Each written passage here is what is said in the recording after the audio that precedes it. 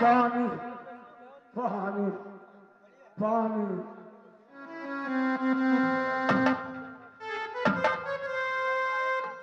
महारानी ने बोल गई है कि जाओ वादी शिव सागर के पास सुंदर जल भर के लाना।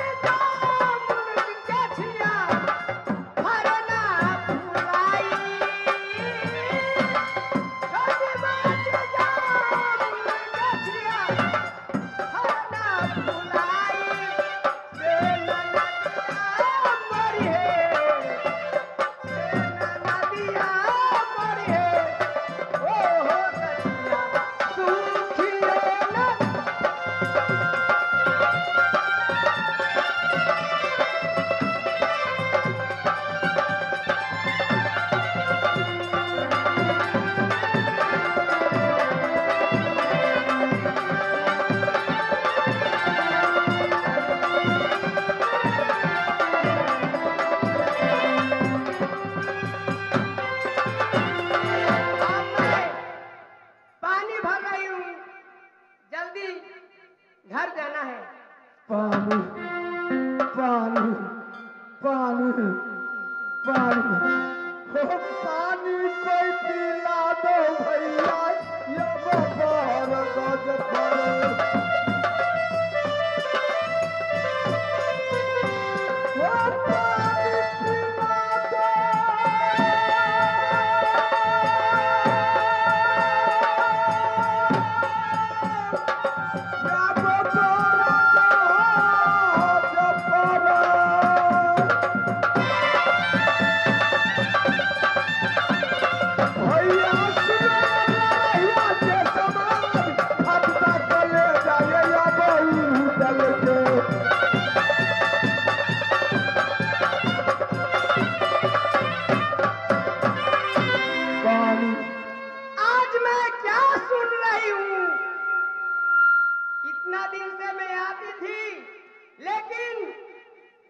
सागर के पास कोई पानी पानी नहीं पुकार रहा था।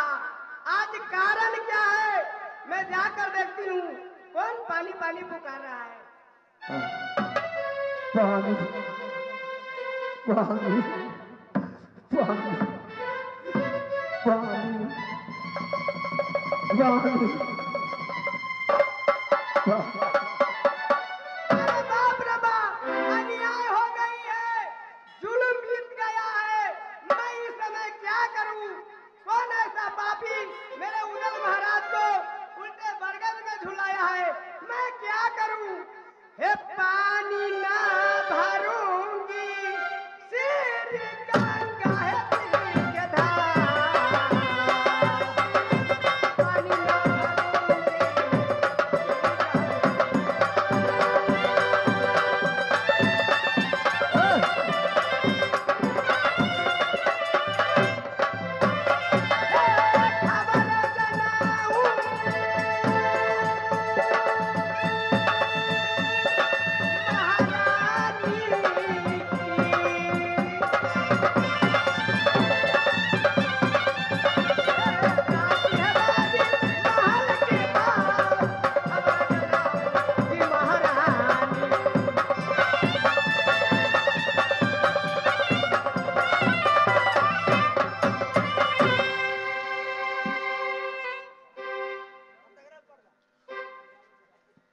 बांदी महारानी की जय हो। खुश रहेगी बांदी। महारानी की जय हो। बांदी तुम इतनी रोती क्यों आई है? आज क्या बात है बांदी? देखिए ना, जुलूम बीत गई है, छाया पड़ गया है। कौन ऐसा पापी हिरल महाराज को उल्टे बरगद में झुलाया है शिव सागर के पास, इसलिए मेरा दिल घबरा रही है। अब जल्द चलिए शिव सागर के पास। नहीं बांदी तुम झूठ बोलती है। मेरे देवर उदल सिंह हरिद्वार मेला पर गया है। बेटा इंदल को साथ लेकर हरिद्वार मेला करने के लिए गया है। मेरे देवर जी वीर है, बलवंत है, इस संसार में नाम बजाया है। तुम झूठ बोलती है बांदी। देखिए, जब मैं नैना से आपको साथ में डोली में बच्चे में आई हूँ, बचपन में आई हूँ, तब से मैं कभी झूठ बोली हूँ। आपको महल में रहकर कभी झूठ नहीं बोल सकती हूँ। आप विश्वास कीजिए, यकीन कीजिए। बांदी तुम सच कहती है? मैं सच कह रही हूँ, मैं जान कसम खाती हूँ। ठीक है बांदी। हे चल चल बांदी हे या जमा हलो से।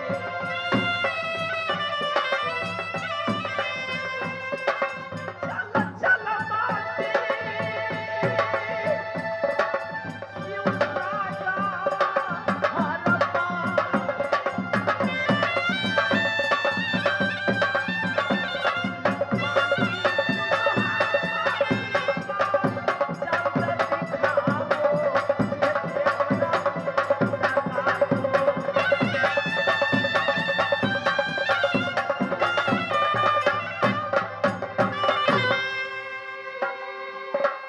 पानी पानी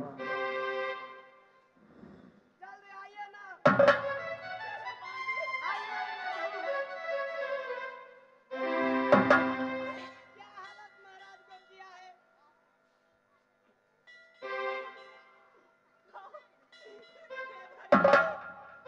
देवर जी हे छंदा उतार दे रहूता लागे पाटी हमरिया।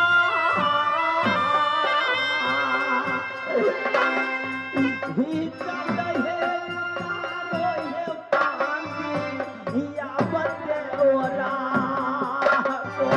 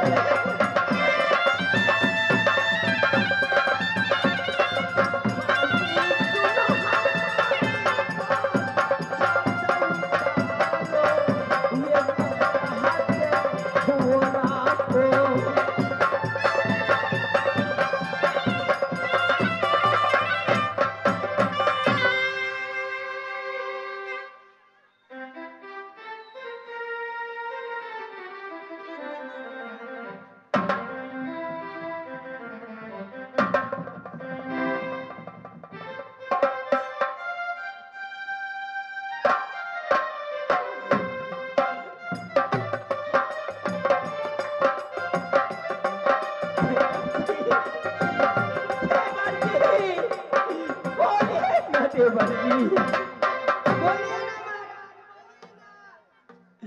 देवर जी ये यही देव कारण माये भैया सार काटी खनैया सपा पित्या पर का झूला या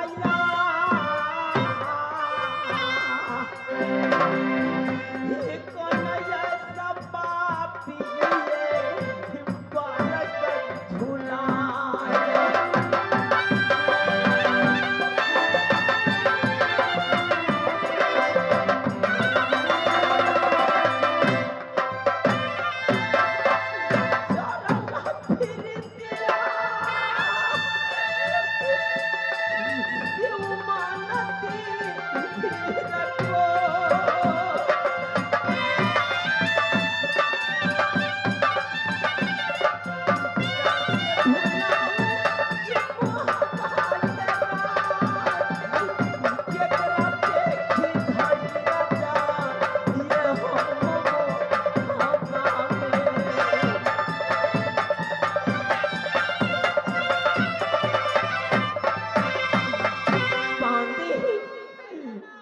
बांधी यहाँ से गोतनी फूला को महल में जाओ। हे गोतनी फूला के हमर बांधी जा बना दे। हे बोला लागे हे बोलाई हमर बांधी गोतनी फूला की।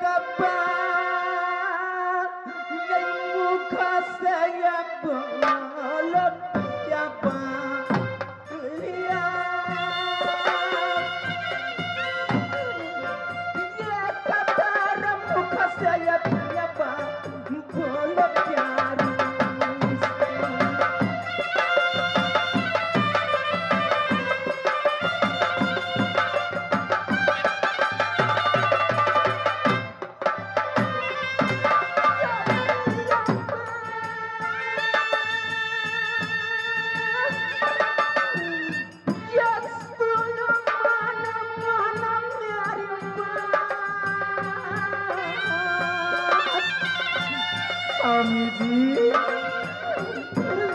खाले कपार बोले अपने प्यारी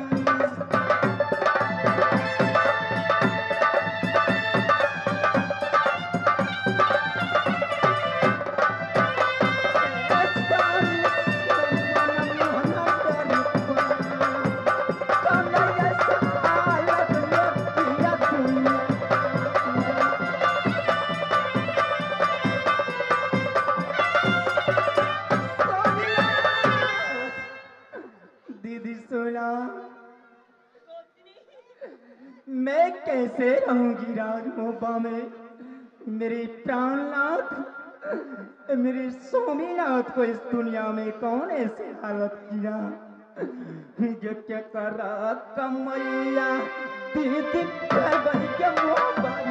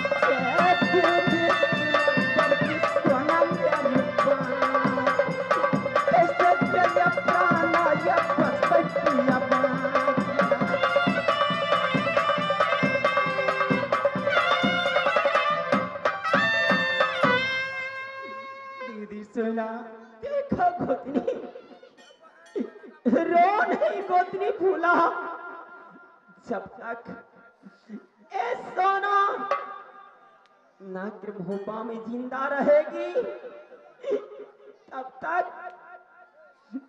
मैं अपने से तेवर उदल सिंह को नहीं मरने दूंगी, नहीं मरने दूंगी।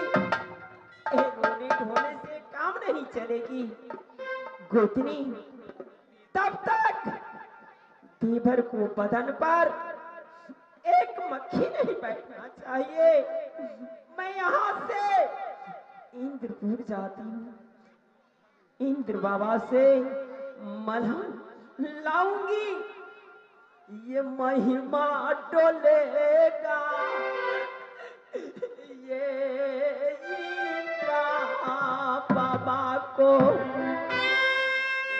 ये बेसका, ये भाभी भाभी कहाँ काना तेरा हमरिया।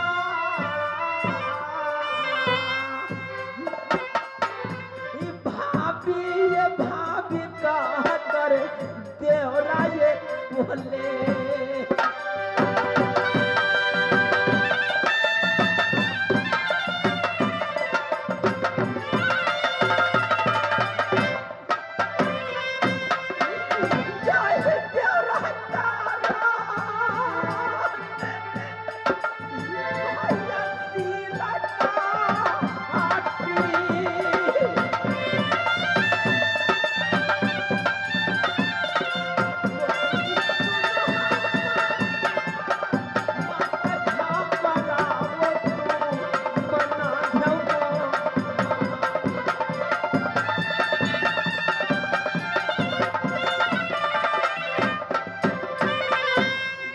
सोमनाथ, बोलिए ना एक बार मुझसे, बोलिए ना।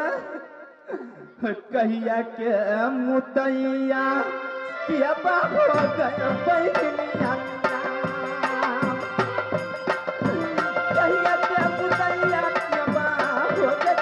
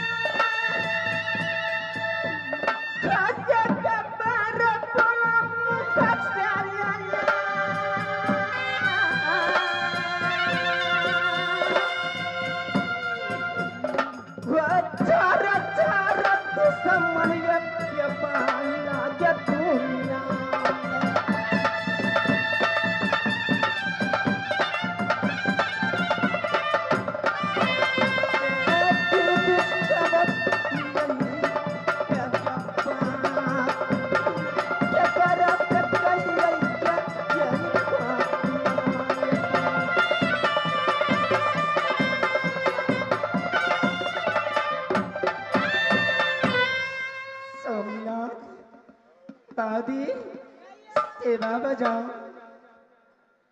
घोतनी फूला, इंद्रपुर से मैं मलहम लाई हूँ। ये मलहम देवर को पूरे बदन पर लगाओ। गोतनी ये पूरा ये बदन पर हम डाला क्या गोतनिया। हे पूरा हे बदन लगाओ देवरा उदला को।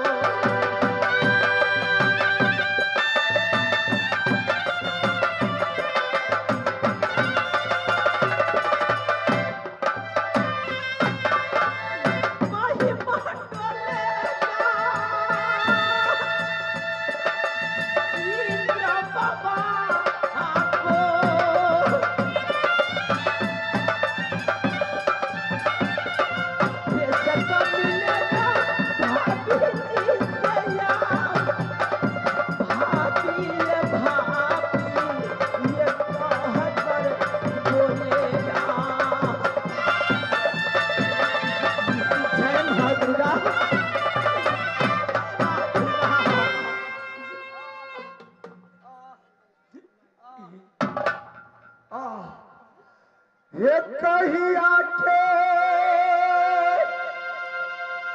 मुतैया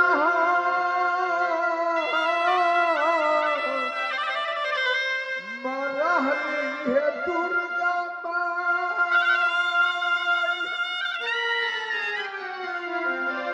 हे काचे हे निंदरा में मैया पूतल को जगाई।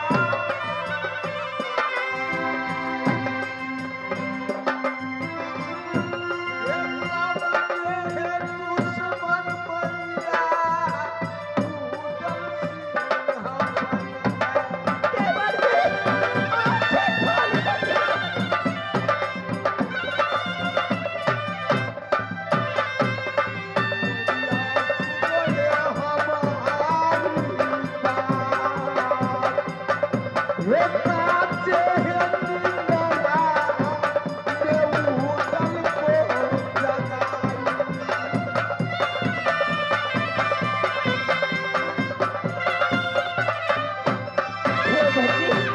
आंखें खोलिए देवर जी, ये देखिए सामने कौन खड़ी है। देवर जी भाभी जी प्रणाम भाभी। खुश रहिए देवर जी। खुश रहेगी मोरंग वाली। खुश रहो बांदी। देवर जी आप यह बताएंगे, आप तो हरिद्वार मेला गए थे, लेकिन कौन ऐसे पापी आपको बरगद झुलाया। देवर जी जल्द बोलिए, ये मुंते सजा दो यहाँ रखीला में भी समाचाते न जाने कोई, ये भी समाये जा तो ये सो न जानती है, ये जिंदा मैं जला दूंगी माँ हम नगरिया, जिंदा जला दूंगी नागमो हवा में।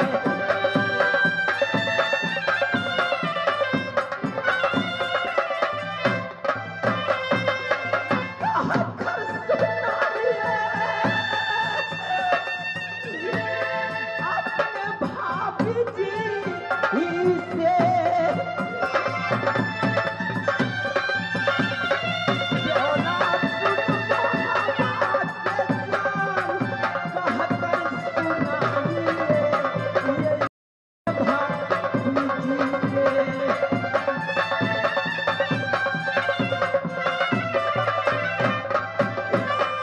देवर जी जल्द बोलिए देवर जी, मेरे सामने में इतनी दासा देवर को मैं नहीं सह तक सकती। भाभी जी मैं बेटा इंदल को लेकर साथ में हरिद्वार मेला गया था। चोंगरा ब्राह्मण से विजय पाया। मैं बोला कि बेटा इंदल मेरे साथ चलो गंगा में झिझरी खेलने के लिए। बेटा इंदल बोल गया चाचा जी मैं चोंगरा ब्राह्मण से लड़ते लड़ते थक गया हूं, मेरे बदन में थकावट है, मुझे निंद्रा देवी सता रही है, मैं सोने जा रहा हूं। मैं कहा कि जा बेटा इंदल तमुक में जाकर सो जाओ। बेटा इंदल तमुक में गया, मैं और देवा गया झिझरी खेलने के लिए। जब झिझरी खेलकर तमुक में आया, बेटा इंदल चोरी हो गया तमुक से। बेटा इंदल तमुक में मुझे नहीं मिला। मेला में इंदल, गंगा पर इंदल, मैं इंदल को विरोग में पागल बन गया। पागल बनने की बात मोहब्बत नगरिया से भैया जी का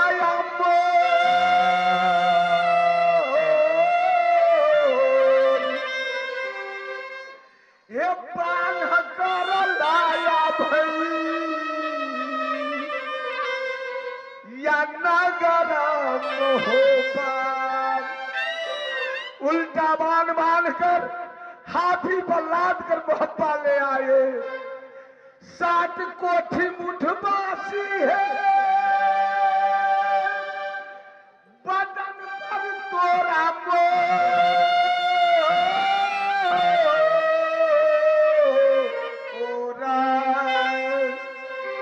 हे हाथी से दौनी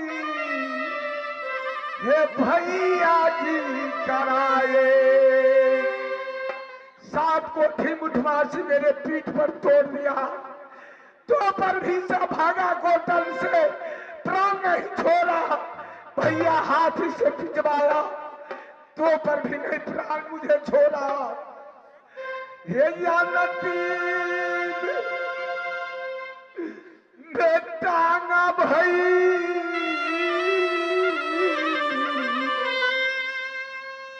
या 12 गज पर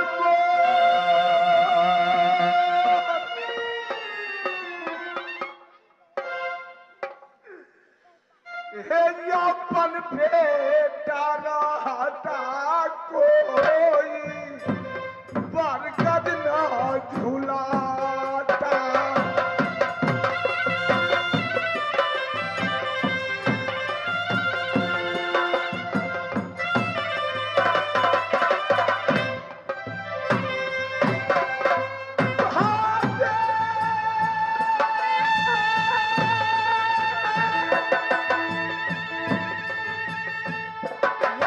सुनो हे नाना गाधा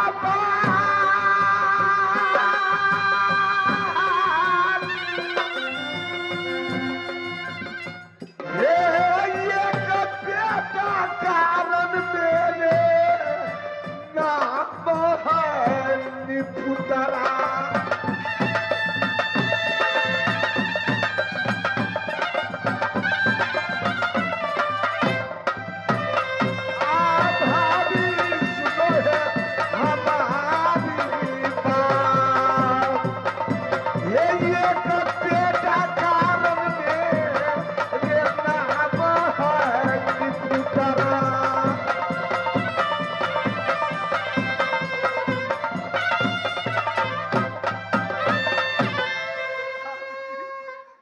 सबको देख लिया, पहचान लिया, दुनिया में किसी का कोई नहीं है।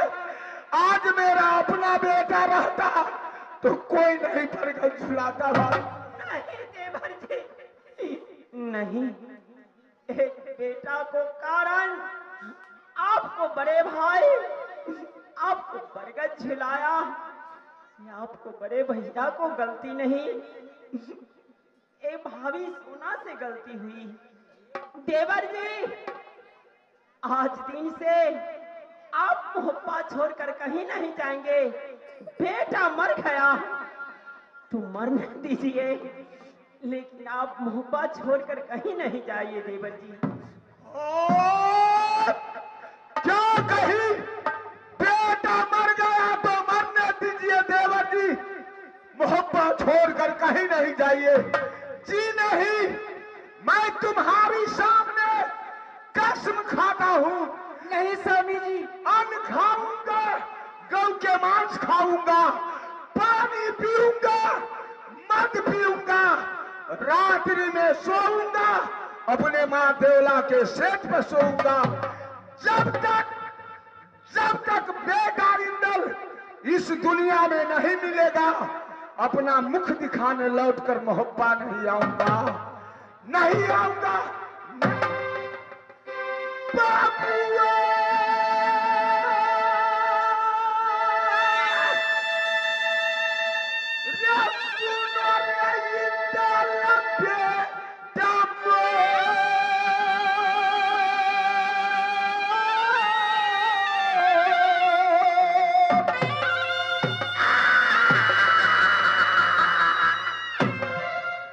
बरगद से उतारा कर चाचा नगर हमको होगा।